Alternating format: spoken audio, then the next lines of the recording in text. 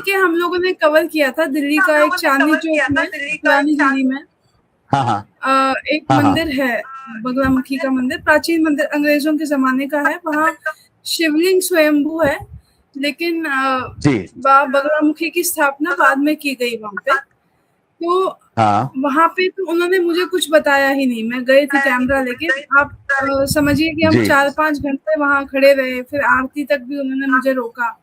और वहाँ के पंडित भी हाँ बड़े वो ना बड़े सख्त थे, मतलब कि मोज़े पहन के नहीं आओ, हाँ सिर्फ हाँ ऐसे वस्त्रों में आना है, मतलब बड़े नियम कानून उस मंदिर में है इस समय पे।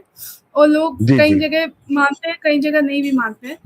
अधिकतर लोग वहाँ जो है वो प्रॉपर्टी डिस्प्यूट या फिर कोई कोर्ट केस चल रहा हो या कर्ज में डूबे हो, ऐसे लोग ही मैंने देखे वहाँ पे उस मंदिर में आते जी हुए।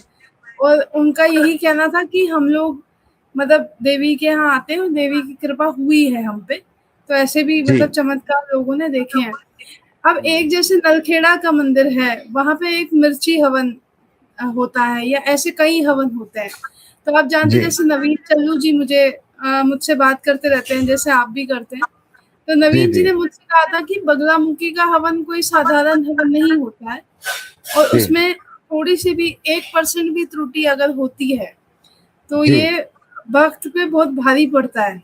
और जैसा आपने कहा कि वाणी को छीनने का जो होता है देवी का, वो भी रहता ही है। तो क्या ये सत्य है जो ये मिर्ची हवन और ये सब चीज़ें जो लोग करते हैं माँ के आगे, वो कितना ज़्यादा करना चाहिए, उसमें जाना चाहिए या नहीं जाना चाहिए, या फिर किसी गाइडेंस के अंदर, जैसे आपने कहा कि गुरु गुरु शिष्य की परंपरा के अंदर ही ये करना चाहिए।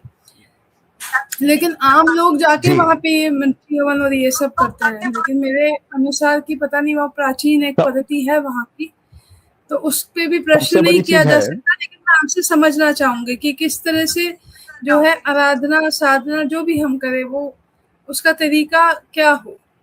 सांख्यायन तंत्र में और रुद्रयामल तंत्र आदि जो भी ग्रंथ हैं और जो भगवती से जुड़े हुए जो ग्रंथ हैं, उन ग्रंथों में यही लिखा है कि आप दूसरे के अहित हेतु इसका प्रयोग नहीं कर सकते, अपने हित हेतु करिए। अहित का संरक्षण खुद हो जाता है। अभी मैंने कहा ना, ये वाणी को स्तंभित करती हैं, बुद्धि को स्तंभित करती हैं, और नकारात्मक जो शक्ति है जी, उसको स्तंभित करती हैं, कर्म को। तो जी। तीनों चीजों को स्तंभित करने का कार्य करती हैं। और सबसे बड़ी बात है कि अगर हम किसी अपने शत्रु हेतु, मारण हेतु उसका प्रयोग करते हैं, उच्चाटन के लिए करते हैं, विद्वेषण के लिए करते हैं, तो ये एक प्रकार की ये नहीं करना चाहिए। नहीं करना और चाहिए। कोई जी। भी गुरु जो गुरु है, वो गुरु कतई आदेश नहीं देता है आपको कि नहीं, आपको मैं मंत्र दे रहा हूं और आप इस मंत्र से किसी भी प्रकार का गलत कार्य करें, किसी को पीड़ा दें। बिल्कुल। ये आपके सुख के लिए देता है। ये 10 महाविद्याओं की साधना जो है आत्मिक सुख के लिए है। और जब भक्त अपने इष्ट पर, अपने देवता पर समर्पित होता है, तो उसका कोई शत्रु जल्दी कुछ कर नहीं पाता है। तो इसलिए जी। ऐसी जो क्रियाएं हैं समाज में,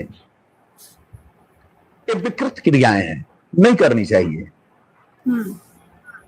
अगर हमको ठीक है, हमारे लिए करना है, तो हम अपने लिए गुरु के मार्गदर्शन में अपने साधना हेतु करेंगे। मिर्ची का हवन करेंगे तो अपने साधना हेतु करेंगे, वो भी गुरु सानिध्य में करेंगे। ऐसे अनुष्ठान के तौर पर तो लोग कर ही रहे हैं आजकल, इसमें कोई संदेह नहीं है, ये निस्संदेह है। लेकिन भगवती को भी ऐसे प्रिय चीजों से हवन आदि करना चाहिए जो कि उनको प्रिय हो।